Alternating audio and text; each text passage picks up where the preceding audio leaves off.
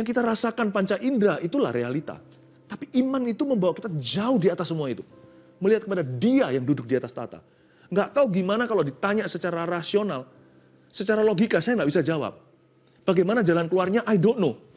I don't know. Tapi saya tahu, Tuhan pegang kendali. Even though seolah-olah semuanya itu runtuh. Biarkan hatiku dan batinku habis lenyap.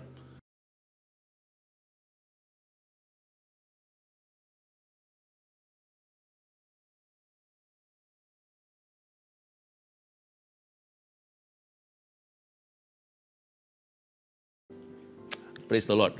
Langsung kita buka Alkitab. Hari ini kita akan belajar tentang doa sekali lagi. Saya berikan judul, mengalahkan rasa jemu dalam doa. Pernah merasa jenuh? Pasti pernah. Tapi rugi jika kita ikut perasaan kita lalu menyerah dalam doa. Karena doa itu setiap langkahnya lebih dekat ke penggenapan. Masalahnya hati kita itu cenderung putus asa. Itu problemanya. Kita buka dulu Lukas 18. Karena tidak percaya itu lebih mudah. Beriman itu penuh tantangan.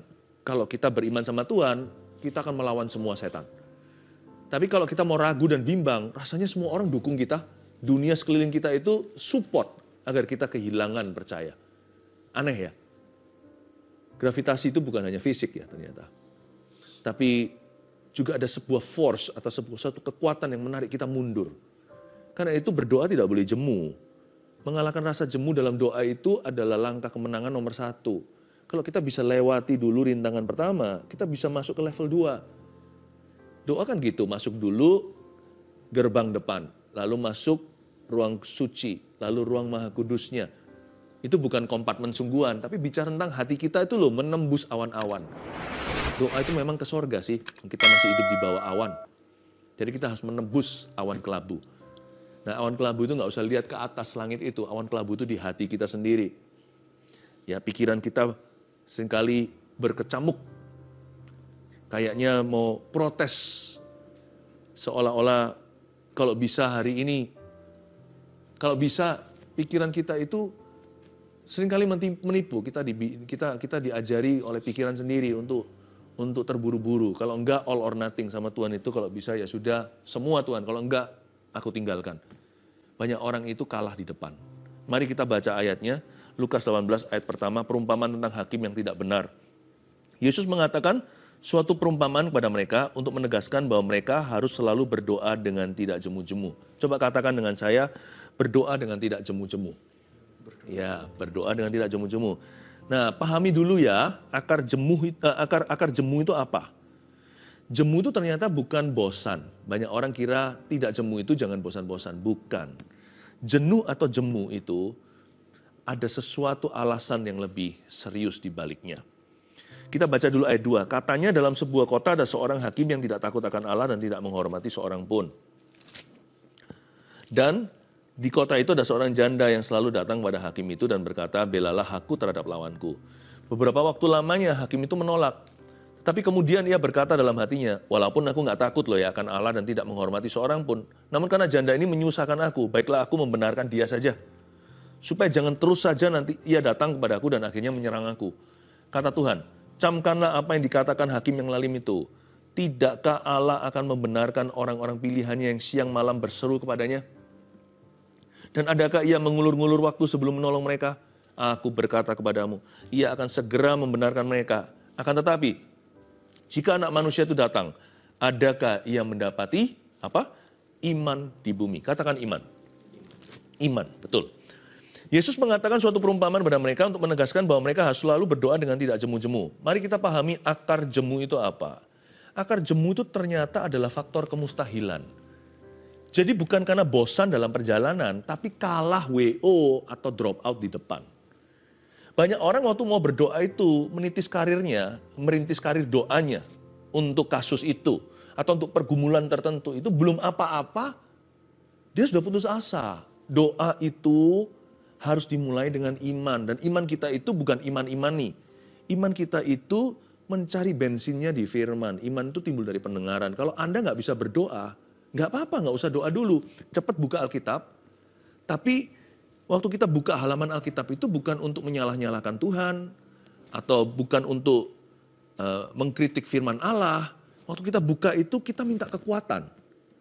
Nanti kan dapat bahan bakarnya untuk iman. Iman akan muncul sendiri jikalau yang kita baca ini kita dengarkan dengan hati. Doa itu harus mulai langkah pertama dengan faith dulu, dengan iman. Banyak orang belum apa-apa, udah ketabrak tembok, udah ketatap tembok kemustahilan. Coba lihat ya bahwa mereka harus selalu berdoa dengan tidak jemu-jemu itu, karena banyak orang waktu mulai doa sudah nggak percaya. Apa alasan mereka nggak percaya? Perumpamaan Yesus ini bagus. Katanya, dalam sebuah kota ada seorang hakim yang tidak takut akan Allah dan tidak menghormati seorang pun. Matilah. Si janda berkata begitu. Janda ini bicara tentang gereja. Bicara tentang seorang wanita seperti mempelai Kristus sendirian di dunia. Ya kan? Karena kita ini sekarang kan seolah-olah seperti Yesus tidak secara fisik bersama. Makanya kalau kita doa kan perlu iman. Kita doa perlu percaya akan yang tidak kelihatan. Lalu seorang janda juga mewakili kondisi kita. Bukan masalah gender nih, perempuan atau wanita. Tapi bicara tentang ketidakberdayaan. Kita kalau dalam masalah itu lebih banyak nggak berdayanya daripada berdaya. Nah, waktu seorang janda ketemu lawannya yang tidak seimbang. Siapa lagi kalau bukan seorang hakim yang lalim, satu, nggak takut akan Tuhan, buyarlah harapan. Lalu dia nggak menghormati seorang pun, alias dia nggak pedulikan. Waduh, matilah. Rasanya sudah belum bergelut dalam doa, udah mampus dulu di depan. Yang kita hadapi itu tembok besar, ya kan? Yang kita hadapi seorang hakim yang punya kuasa. Dia bisa ketok palu, bebas atau bersalah. Ya kan? Dia bisa ketok palu hari ini orang masuk penjara. Dia punya otoritas untuk membebaskan dan memenangkan kasusmu. Jikalau kasus Anda itu memang benar. Tapi hakim ini nggak peduli sama orang. Dan dia nggak takut akan Tuhan. Alias ini orang korupsi sekali. Ini hakim yang nggak benar. Seorang janda lihat begitu. Dia punya apa? Dia nggak punya koneksi. Satu, di zaman Yesus, perumpamaan ini diberikan. Perempuan itu tidak punya posisi di society atau di masyarakat itu, mereka tidak diberikan sebuah tempat. Ini sebelum zaman emansipasi. Janda lagi, nggak punya uang pasti, karena janda zaman itu tidak punya lowongan pekerjaan lain dengan sekarang ya ada welfare, dipikirkan oleh pemerintah. Kalau zaman dulu nggak ada, kalau sudah janda harus hidup dari belas kasihan, alias dari remah-remah atau dari mercy. Orang lain kasih sedekah. Mana mungkin dia bisa beli justice? Bagaimana dia bisa hire lawyer aja nggak mampu dia untuk sewa pengacara. Kalau orang melihat dirinya sudah demikian tak berdaya, dan melihat yang di depan itu yang bisa memberikan keadilan itu orang yang tidak niat membelanya. Disitulah banyak orang jemu sebelum mulai doa. Dia sudah tidak percaya. Mungkinkah persoalan yang kita hadapi begitu besar, selain kita merasa tidak berdaya, lawan kita luar biasa. Nggak mungkin bisa lawan, baik itu mungkin penyakit seperti kanker stadium tertentu, atau bisa jadi sebuah kasus beneran secara hukum, atau kondisi keuangan yang tidak mungkin bisa segera keluar dililit hutang, atau keadaan rumah tangga yang amburadul, nggak keruan, ini mau mulai dari mana kutuk keturunan. Kalau Anda melihat masalahmu, belum doa udah jemu. Mari kita pahami, akar jemu itu bukan jenuh. Doa itu nggak bisa bosan. Kenapa doa nggak bisa bosan seharusnya? Karena kalau kita doa dengan iman, setiap langkah itu ada sesuatu yang baru. Kalau kita dituntun sama harapan, orang dituntun sama harapan palsu aja kecanduan kok. Contohnya orang berjudi. Nah, nih ronde berikutnya aku pasti menang ini. Aku bisa kaya mendadak, bisa ketiban bintang kejora, tiba-tiba saya jadi kaya, jadi super kaya. Orang kan begitu, lalu nggak pernah mau cabut. Kalah juga terus lagi masuk lagi. Setelah kalah lagi, diterusin sampai habis semua. Kenapa? Pengharapan palsu aja bisa membuat orang bergairah. Kenapa doa itu tidak menggairahkan? Karena orang nggak melihat ujungnya. Dan mereka merasa, masa bisa? Belum apa-apa, sudah lempar handuk putih. Doa tanpa jemu itu nggak ada hubungannya dengan jenuh. Tapi kita tahu mustahil. Tapi doa itu adalah sebuah keputusan sengaja untuk melihat Dia yang lebih besar dari masalah kita. Nah, kalau doa kita kaki pertama sudah salah langkah, yang kita lihat adalah masalah, kita tidak akan berdoa. Berdoa sebentar pun langsung kecewa. Tapi jika yang kita agungkan adalah Dia yang ada di atas dan mengatasi masalah kita. Dia yang jauh lebih besar daripada semua roh dunia. Doa kita akan dipenuhi dengan hope, pengharapan. Dan nanti setiap langkahnya akan ada kekuatan. Bahwa mereka harus berdoa dengan tidak cemu-cemu. Jangan lihat hakim yang lalim. Lihatlah hakim di atas segala hakim. Lihatlah Tuhan Yesus yang masih duduk di atas tahtanya. Memang dunia sekeliling kita itu lebih realita. Kiri kanan kita lihat mana mungkin, mana bisa. Karena manusia kalau bersandar pada pengertian sendiri, dia nggak bisa lihat lebih besar, lebih luas dari ruang otaknya. Otaknya yang hanya size segumpal tangan. Dia nggak bisa melihat lebih dari itu. Makanya dia putus pengharapan. Makanya doa nggak boleh pakai otak saja. Otak perlu dipakai akal budi. Tapi doa harus dari iman. Karena iman itu melihat yang nggak kelihatan. Menembus awan-awan. Memang iman itu bawa kita ke sorga. Meskipun badan kita masih di sini. Karena kalau bukan iman, kita nggak mungkin bisa bebas dari realita di kanan kiri kita. Karena yang kita lihat itu yang kita percayai. Yang kita rasakan panca indera itulah realita. Tapi iman itu membawa kita jauh di atas semua itu. Melihat kepada Dia yang duduk di atas tahta. Nggak tahu gimana kalau ditanya secara rasional. Secara logika saya nggak bisa jawab. Bagaimana jalan keluarnya? I don't know. Tapi saya tahu Tuhan pegang kendali. Even though seolah-olah semuanya itu runtuh. Biarkan hatiku dan batinku habis lenyap. 1000 rebah di kananku. Di kiriku 10.000 di sebelah kanan. Tapi nggak tahu gimana Anda bisa menjawab pada teman dekat yang bertanya, kamu kenapa masih beriman? I don't know, brother. I don't know, sister. Aku nggak tahu. Pokoknya aku tahu. Aku tahu Dia pegang kendali. Aku tahu semua indah pada waktunya. Aku tahu Dia tidak meninggalkan aku. Aku tahu Dia akan menolongku. Itu membypass atau menembus atau melewatkan hakim yang lalim. Langsung naik banding ke hakim yang adil. Kenapa rasa jemu dalam doa itu terasa? Karena tembok kemustahilan, the wall of impossibility. Tapi selain itu juga ada faktor setan, jangan lupa. You know, Satan hates prayers. Setan itu benci doa. Karena dia tahu kuasa doa itu seperti apa. Kalau bisa nih, seperti pencobaan membunuh bayi Yesus, kalau bisa dibunuh dulu sebelum jadi Mesias. Karena doa itu akan menjadi juru selamat dengan J huruf kecil. Yesuslah juru selamat J huruf besar. Tokoh di balik setiap jawaban doamu, itulah Dia. Tapi kalau bisa itu digugurkan dulu. Seperti Musa.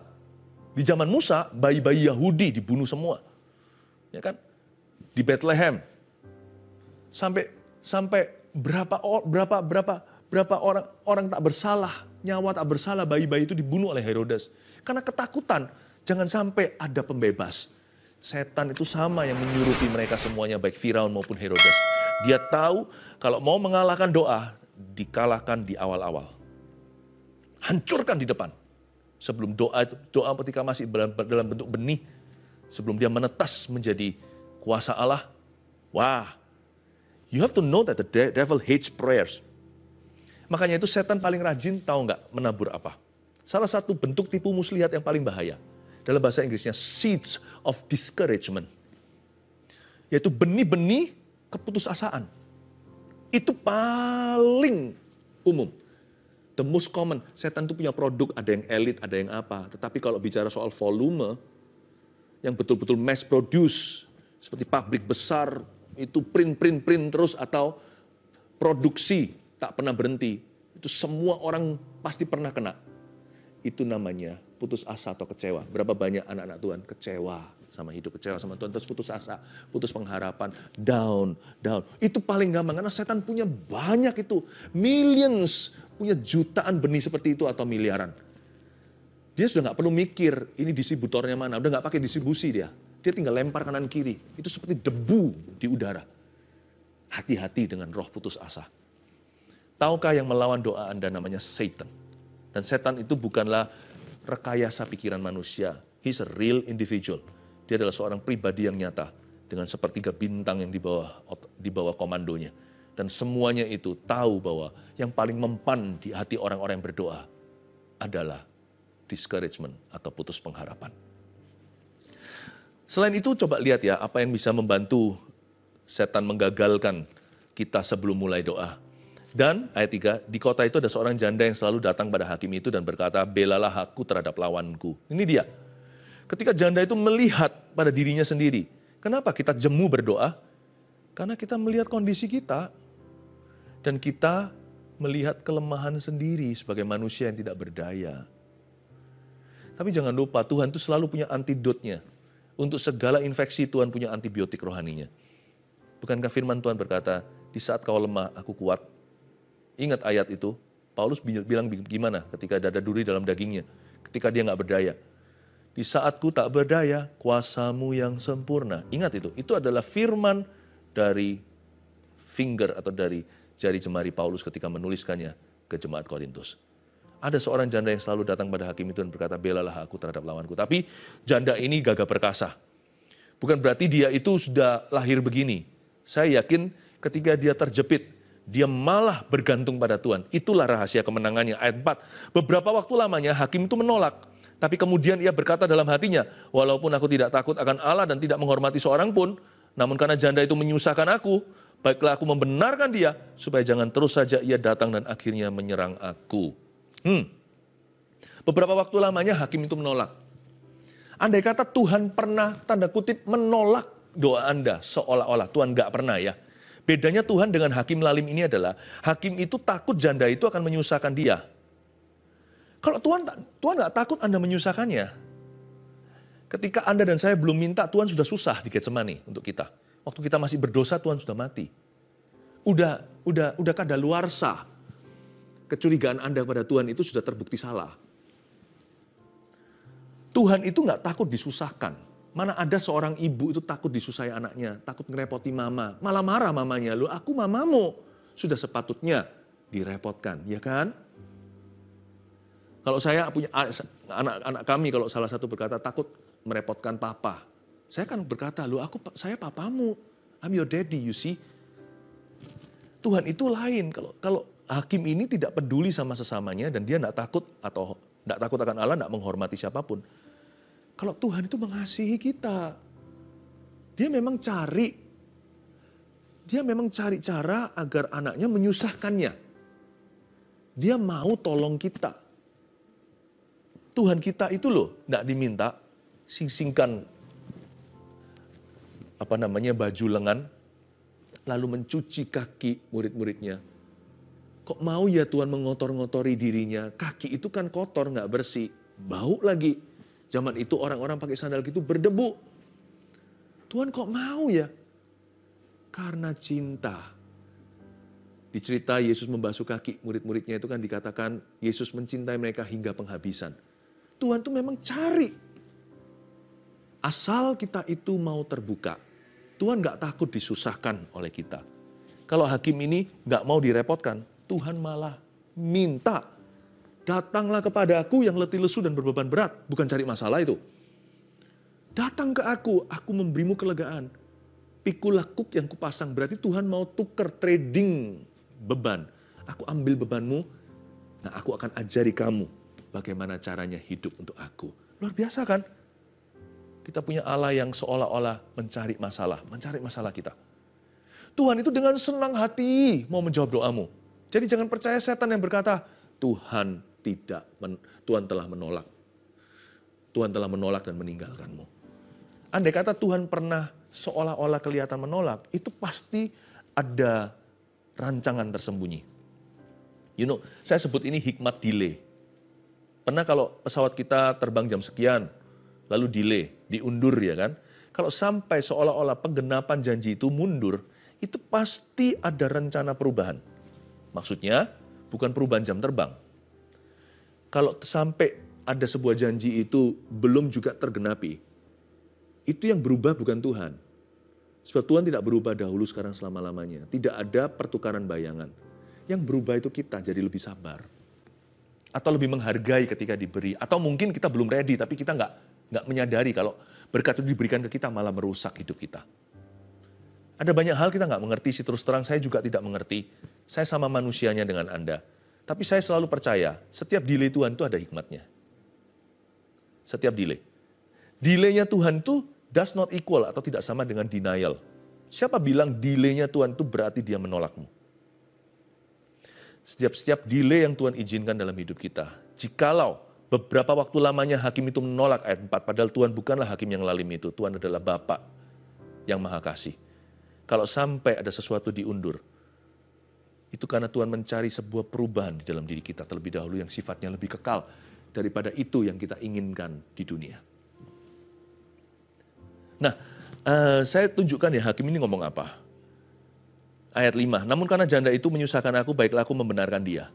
Supaya jangan terus saja ia datang dan akhirnya menyerang aku. Kata menyerang aku dalam bahasa Yunani itu stun me. Stun me itu kayak Tuhan itu seperti orang bergelut ya, bergulat gitu ya. Lalu ada yang dikunci. Ya kan, lehernya dibawa begitu atau di antara lututnya seperti jujitsu dikunci begitu sampai dia harus tap begini. Sudah. Referee harus pisahkan supaya jangan sampai patah tulang. Hakim ini berkata, jangan-jangan nanti dia malu-maluin saya, nanti di tempat adilan nanti dia cakar saya, lalu dia berdiri di meja, teriak-teriak. Lalu habis itu nanti bajuku udah bagus-bagus, nanti ditarik sama dia, robek, dan nanti dia protes. Ini hakim yang jahat, dia nggak peduli keadilan. Dia hanya peduli dirinya sendiri aja bisa menangkan perkaranya jikalau dia benar. Tuhan berkata, kalau hakim itu berkata, supaya jangan si janda itu menyerang saya. Kristus tidak begitu ya. Tahukah dia dikoyakkan tanpa tangan Anda? Dia memberikan nyawa. Dia nggak takut untuk disakiti. Cambuknya 40 kurang 1, 39 kali for you and me. He laid down his life for us. Bedanya dia dengan hakim itu. Lihat ayat 7, ayat 6, kata Tuhan, camkanlah apa yang dikatakan hakim yang lalim itu. Tidakkah Allah akan membenarkan orang-orang pilihannya yang siang malam berseru kepadanya? Coba garis bawahi kata tidakkah Allah. Saya suka sekali waktu saya bacakan kalimat ini, sebuah pertanyaan sih, tidakkah Allah akan membenarkan orang pilihannya yang siang malam berseru kepadanya? Saya coba zoom in ke kata tidakkah Allah. Saya mendapatkan sebuah penerangan begini, God isn't like this judge. Tidakkah Allah? Allah tidak. Tidakkah Allah akan membenarkan orang-orang pilihannya siang malam berseru kepadanya? Iya jawabannya. Dan Allah tidak seperti hakim lalim dalam perumpamaan ini. God is not like that. Malah justru God is the perfect opposite of that. Tuhanlah lawan kata sempurna daripada hakim lalim itu. Dialah Bapa yang kasih. Dan adakah ia mengulur-ngulur waktu sebelum menolong mereka? Mari kita jawab sendiri. Jawabannya tidak. Tuhan tidak akan mengulur waktu sebelum menolong mereka. Makanya itu setiap delay ada hikmatnya. Aku berkata kepadamu, ia akan segera membenarkan mereka. Akan tetapi jika anak manusia itu datang, adakah ia mendapati iman di bumi? Begini loh. Agar kita doa tidak jemu-jemu itu pakai iman demikian. 1, 2, 3 catat poin-poin sederhana. Ya, berdoalah dengan tidak jemu, mari kita kalahkan rasa jemu di dalam doa kita. Supaya kita melihat mujizat dan kemuliaan Allah. 1, bergairahlah dalam doa. Sebab Tuhan sangat mengasihi kita. Tuliskan itu. Karena Tuhan sama sekali tidak seperti hakim yang lalim ini.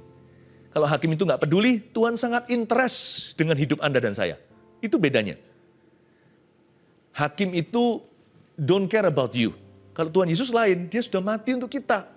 Dia nggak takut disakiti karena dia sudah pernah sakit untuk Anda dan saya. Malah sekarang, ya habis manis sepah dibuang katanya orang. Kalau Yesus habis sakit, manis akan datang. Masa mungkin Roma 8 tidak digenapi kalau Tuhan Allah Bapa memberikan bahkan putranya yang tunggal ke kita. Masa dia akan pelit hal yang lain? Putra aja, putra mahkota diberikan. Saya nggak ajarkan ini untuk kita manipulasi, minta sesuatu yang mencobai Tuhan. Bukan. Tapi jangan curiga dong sama Allah. Anak tunggalnya pun diberikan kepada kita. Masa yang lain-lain Tuhan akan pelit sih? Habis pahit, manis akan datang. Bergairahlah dalam doa. Bergairahlah, be passionate. Our God cares for us. Allah kita peduli sama kita itu peduli wholeheartedly, segenap hati, segenap nyawa. Banyak orang hanya bisa mengucapkan I love you, tidak teruji ya kan? Kadang-kadang bisa aja gombalan. Kalau Tuhan udah nggak ada ruang untuk begitu. Kata-kata I love you dibuktikan dengan mati di Kalvari. Sebelum Anda menyadari, sebelum kita terima Yesus, sebelum kita nangis-nangis berkata, Tuhan ampuni dosaku. Dia udah mati untuk orang jahat seperti Anda dan saya. Tuhan kita itu adalah Allah yang paling cincai. Nggak ada Tuhan seperti itu. Tuhan kita itu memberikan tanpa mengungkit-ungkit masa lalu. Tapi kenapa Pastor Philip kok doa nggak belum dikasih? Sabar dong. Pasti ada sesuatu, buktinya masih ngotot mana, kenapa nggak dikasih-kasih? Tuhan itu, dasar gini. Nah, akhirnya saya ngerti langsung di depan mata, kenapa belum dikasih. Kalau sampai dikasih, dia akan kehilangan nyawa. Karena dia ngotot sekali minta itu, sekali dikasih, dia akan seperti orang kusta yang 9 tidak kembali. Karena memang dia dapat berhalanya. Sebab yang dia cinta bukan Tuhan. Buktinya nggak dikasih bisa marah tuh sama Tuhan, padahal orang yang patutnya masuk neraka loh selayaknya. Tuhan nggak kasih apa-apa juga nggak apa-apa. Kita nggak masuk neraka aja, masuk surga aja, udah super kamsya. Udah super duper terima kasih. Masih bisa marah, masih kita bisa tuding-tuding surga dan berkata, kenapa, mengapa? Kadang-kadang saya bersyukur nih, tidak semua itu dijawab iya dalam hidup saya. Karena saya ini mudah jatuh dalam tangan berhala. Berhala yang tidak saya sadari, maksudnya keinginanku sendiri. Tenanglah, Tuhan yang cinta itu Tuhan yang paling ngerti. Spare part kita itu semua dari Dia. Tuhan yang paling ngerti seluk-beluk hati kita sendiri yang kita sendiri tidak pahami. Bahkan ibu yang melahirkan kita pun tidak mengenal kita segitu. Tapi bergairahlah dalam doa. Bergairah dalam ini dulu, bukan jawaban doanya. Bergairahlah dalam fakta, kebenaran bahwa Tuhan itu amat sangat mencintai Anda. Udah yang itu jangan dipertanyakan. Tulus-tulusnya Tuhan itu udah nggak usah diselidiki. Dinikmati aja. Yang kedua, iman yang seperti apa sih yang dimaksud kalau Tuhan, jika anak manusia datang itu adakah ia mendapati iman? Yang kedua, berharaplah dalam doa, sebab tiada yang mustahil baginya. Ini dia. Nggak ada yang namanya tembok kemustahilan yang harus kita hadapi. Kalau setiap kali kita melihat tembok, dulu waktu saya baru lahir waktu saya masih sekolah di Kanada, ada satu lagu, saya nggak tahu, itu lagu lama sekali. Ku kalahkan musuh dan melompat tembok, haleluya, haleluya. Tahu ya itu? Ku kalahkan musuh dan melompat tembok, haleluya, haleluya. Janji Allah kebenaran, Dia batu keselamatan. Ku kalahkan musuh dan melompat tembok. Haleluya, haleluya. Ku kalahkan musuh dan melompat tembok. Dulu saya jadikan lelucon karena saya belum lahir baru atau lagu itu dinyanyikan di gereja. Kayak seperti apa? Seperti melompat tembok, lempati satpam gitu. Saya dulu nggak waktu belum kenal Tuhan, tapi setelah itu saya ngerti ada banyak hikmat ya dalam lagu itu. Itu pun firman Tuhan loh. Ini lagu dari Alkitab. Bahwa setiap kali kita menghadapi tembok kemustahilan, Allah kita itu, every time saya menghadapi sebuah wall of impossibility, saya melihat Allahku adalah Allahnya posibilitas. Setiap kali saya menghadapi tidak mungkin, bagi Allah selalu mungkin. Jadi setiap kali saya lihat tembok segede itu, berarti imanku akan bertumbuh lebih gede dari tembok itu. Lebih tinggi. Ku lompati. Kenapa? Kalau imanku pada Allah, tembok apapun itu jadi ukuran standar untuk saya melompatinya. There's no wall of impossibility. Berharaplah dalam doa. Dan doa menjadi bergairah. Karena kita berharap kepada Dia yang tiada mustahil bagi dirinya. Yang ketiga, bertekunlah dalam doa. Ini dia. Ini banyak orang gugur di sini. Bertekunlah dalam doa. Sabar-sabar. Sebab tangan Tuhan sedang bekerja. Masalahnya tangan berlubang paku itu nggak kelihatan sih pekerjaannya. This is the kind of faith in not sebuah iman tanpa melihat yang Yesus ingin temukan jikalau anak manusia itu datang, cek hidup kita. Punyakah kita? Apakah kita memiliki iman yang brand ini? Iman yang tanpa melihat. The kind of faith without seeing.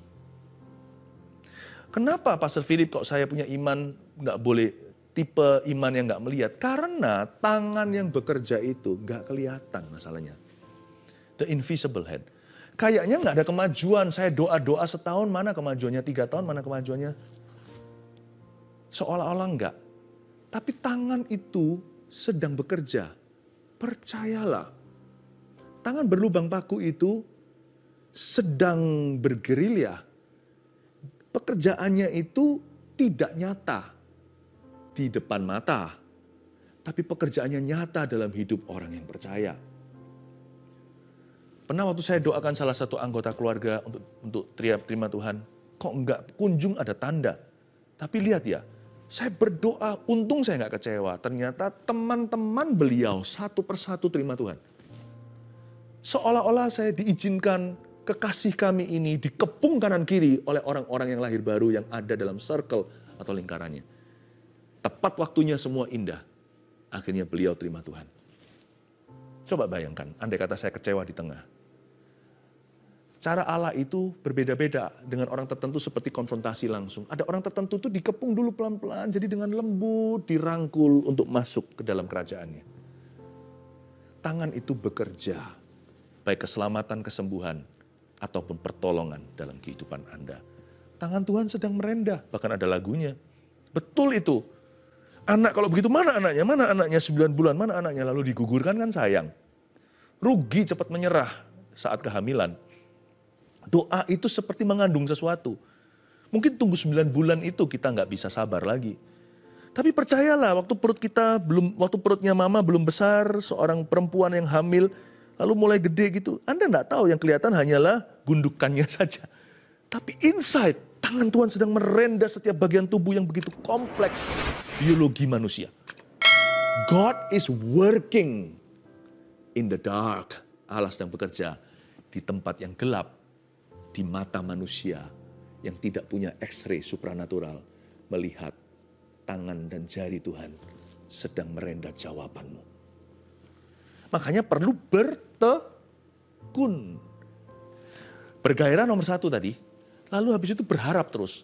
Lalu bertekun hingga janji itu diberikan, sekalipun kadang-kadang tidak sesuai ekspektasimu. Inilah satu-satunya antidot doa tidak jemu. Gimana kita mengalahkan rasa jemu dalam doa? Hingga doa kita melihat penggenapan. 1, bergairahlah dalam doa, sebab Tuhan sangat mengasihi kita. 2, berharaplah dalam doa, sebab tiada yang mustahil baginya. 3, bertekunlah dalam doa, sebab tangan Tuhan sedang bekerja. Haleluya. Tak terbatas kuasa-Mu Tuhan.